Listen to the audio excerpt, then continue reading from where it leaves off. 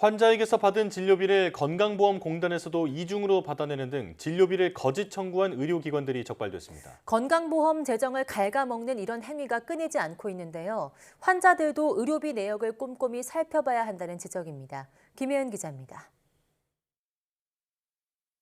보건복지부가 공개한 건강보험 거짓 청구 의료기관 명단입니다.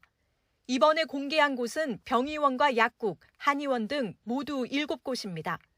적발된 A병원은 환자가 전액 부담하는 비급여 건강검진을 한 뒤 공단에도 진료비를 청구해 받아냈습니다.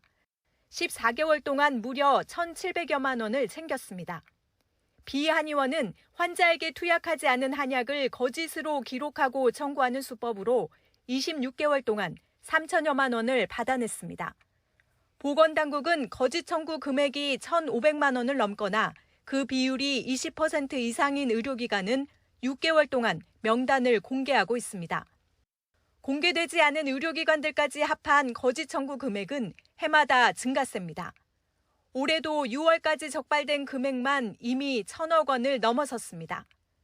최근 코로나19 관련 진료비 청구 내역도 들여다봤더니 표본조사한 12군데 모두 거짓 청구가 적발돼 전수조사를 결정하기도 했습니다. 보건당국은 현지 조사와 포상금 제도 등을 통해 단속을 늘려가고 있습니다. 하지만 환자도 진료비 확인 제도를 이용해 면밀하게 살펴봐야 한다는 지적입니다. 특히 비급여 청구 같은 경우는 본인의 부담이 늘어나는 것을 의식을 해서 이것이 제대로 된 의료 행위에서 지불이 되는 건지를 여러 가지 확인 절차가 있기 때문에 그런 것을 확인하고 감시하는 절차가 필요하다고 생각이 됩니다. 보건당국은 거짓 청구한 의료기관 적발을 강화하는 것과 동시에 빅데이터를 활용한 사전 예방 대책 마련에도 주력할 방침입니다. YTN 김혜은입니다.